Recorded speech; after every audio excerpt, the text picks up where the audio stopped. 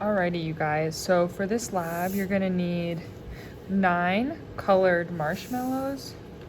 You're gonna need 2 Twizzlers, and you're gonna need some toothpicks, okay? Your first step is to go ahead and line up your marshmallows here in a line. Doesn't matter what order, everyone's is gonna be a little bit different. I'm gonna make sure you guys can see all these, okay? And these are going to represent your nucleotides. So your marshmallows are your nucleotides, okay? So once you have all 9 marshmallows lined up, you are going to assign each color to a different nucleotide. So for me, in my case, what I did was I said that greens were going to be A for adenine, pink was going to be T for thymine, C was going to be yellow for cytosine, and then G was going to be blue. But that's up to you how you want to assign, but each color needs to be a different letter. And that's going to be question 1 on your paper. So for question 1, right here, you need to fill in A and then whatever color marshmallow you want your A nitrogen base to be. All right. So once you have them all in a row, then you need to record for number 2, the order of the nucleotides, how you line them up. So for example, in mine for number 2, okay, I would write G, C, A, C, G, C, T, G, G. That would be my sequence, okay, because of my nucleotides, okay? The next step you need to do is you need to take your toothpick and attach each marshmallow, okay? Oh, I'm not gonna do it like that, to your Twizzler so that it's all in a line. So you wanna go through your Twizzler and onto the other side. Make sure you leave a little bit of room because we're gonna be matching them up to their base, complementary base pair later. So go ahead and line all those up.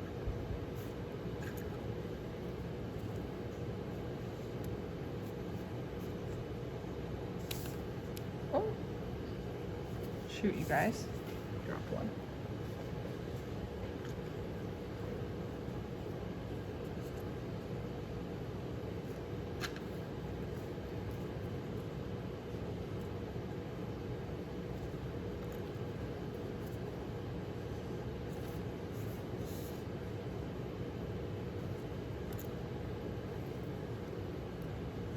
Okay, and once again, you guys, we want to make sure we have 9 marshmallows. So 1, 2, 3, 4, 5, 6, 7, 8, 9. All right, so once you have 9 marshmallows, you can see that we've now created one side of our DNA strand. Okay, at this point, you need to answer questions 3 and 4. Okay. What are the Twizzlers representing in this model? And what are the toothpicks representing in this model? Okay. All right. Your next step is based on the nucleotide sequence. You need to find the corresponding nucleotides for the other side based on the complementary base pairing rules and the colors you assigned in question 1. So for example, for me, blues are guanine. Blue is G. And we know that based on the base pairing rules, blue or G binds with C, which is yellow. So I know that I need to get a yellow and put it on the other side here to pair. So G bonds with C, C bonds with G. Oh no. That's okay. I broke a toothpick. Put it in on the other side here. Okay, greens represent A for me, and A's bind with T, which is pink. Okay, C's are yellow. C's bind with G, which is blue. Okay, G's bind with C's.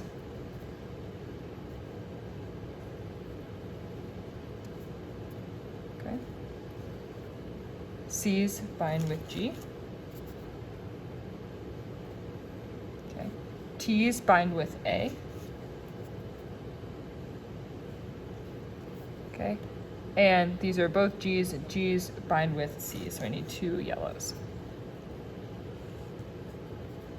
Okay, so now you're gonna have a different order than me, but your DNA molecule should look something like this. Maybe better if you didn't break all the toothpicks like I did. I'm gonna have to add a reinforcement here. Okay, so once you have all of your base pairs, go ahead and add a Twizzler to the other side of your model so that it's an appropriate, it looks like a strand of DNA.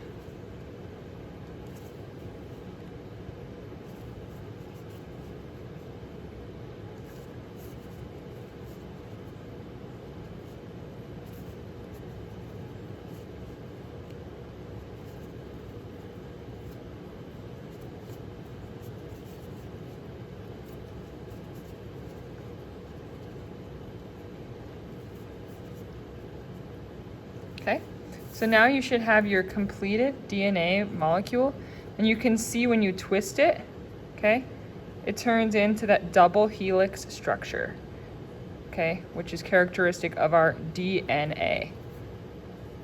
Okay, so that should help you answer number 5. Twist your model so it's in the appropriate DNA shape. What 2 words are used to refer to this structure? Okay. Now we are going to transcribe this DNA to make RNA. And to do this, we need more nucleotides. However, we need to get rid of one nucleotide and add a different one. What is it? What color nucleotide will you use to represent it? Okay, so the next step we're going to do is we need to unzip so you need to answer that question, and then we're going to unzip our DNA strand using scissors, or you can use your fingers to kind of snap it open, okay? To transcribe the original side of your DNA from strand 2. Okay, so I'm gonna get some scissors.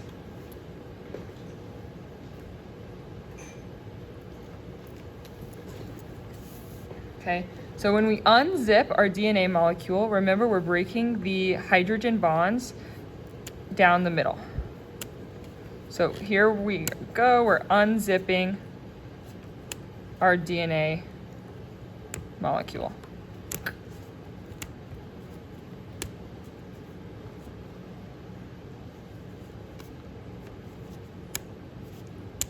All right, so now it is unzipped. Now we're back to those 2 different sides.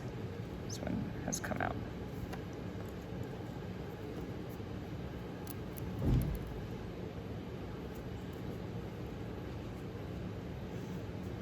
Okay, so now we have unzipped our DNA. Now we need to transcribe one side of our DNA and attach the mRNA nucleotides to a new Twizzler using more toothpicks, okay? So we gotta bring in our RNA because we're going from DNA to RNA. So we need one more Twizzler because our RNA is single strand, and we need to complete our base pair matches for our nucleotide sequence, okay? But remember, we need one different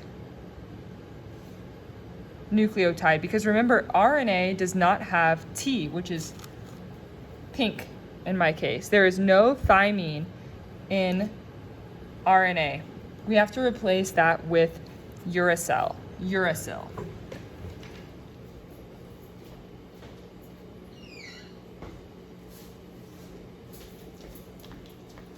So uracil, I'm going to be representing with plain white marshmallows.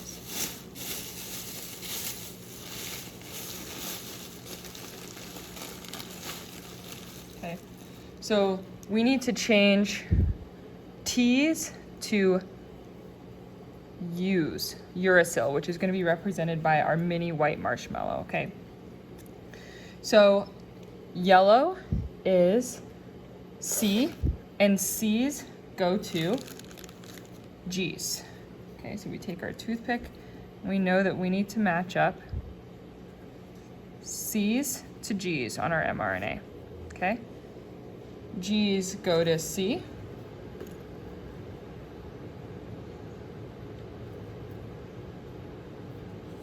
Okay. T's, or your pinks, go to A, which is going to be green.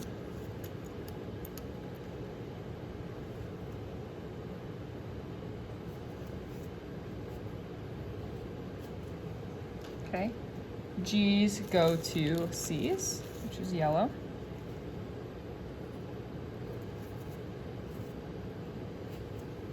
Okay. Okay, here we have our C's going to G, which is blue here.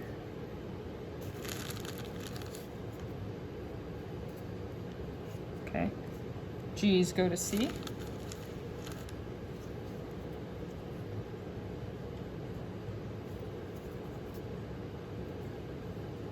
Okay. And remember, because we are translating to RNA, okay? We've unzipped, we have DNA, our mRNA in the middle, okay?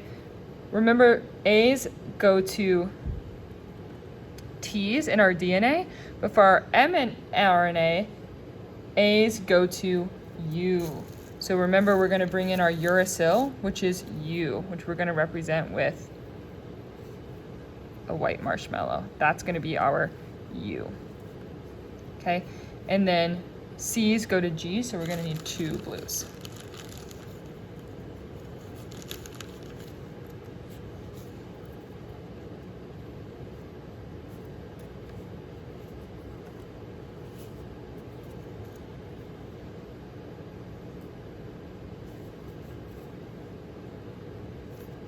Okay. So now I want you to record for number 7. Record your new mRNA strand. Okay. So you should record. Here's our DNA and your mRNA strand. So for me, that would be G, C, A, C, G, C, U, G, G. All right. And now you're going to transcribe number 8, okay, into an amino acid protein, okay? So use the genetic code from your notes, your codon chart, until you run out of nucleotides or you reach stop, okay? But because this is random, you probably won't reach the stop codon. So you should have 3 amino acids based on your 9 nucleotides. So you have 1, 2, 3 codons on your mRNA strand here. So that's how you're going to answer number 8. Okay. So number 9 is just asking you to summarize number 2, 7, and 8, kind of copying down those answers, okay, on how you got from DNA to mRNA to your amino acid, okay? The rest of these questions you should be able to answer using your notes, okay? But I just kind of want to walk through what we did to start with, okay? Here we had our original DNA structure, okay? That when it was all bonded together, we were able to twist into a double helix, okay? We have our sugar phosphate backbone and our nitrogen bases here in the middle, okay? Then we cut down the middle and we unzipped the DNA molecule to match and create a strand of mRNA using our complementary base pairing rules. But remember, there is no thymine. We have uracil on our mRNA. Okay, this all happens in the nucleus. Then our mRNA strand is going to leave the nucleus and go to a ribosome. Okay, and this is going to zip back up. Okay, so this is still going to stay in the nucleus, and our mRNA strand in the ribosome is then going to be coded for different amino acids using those codons. So this codon, which is GCA, you're going to use your codon chart starting in the middle with G and then C and A to figure out which amino acid that would code for. Same with this codon, and then lastly, this one. So you should have 3 amino acids coded here, okay? All right, that's all. Good luck, and I'll see you in class.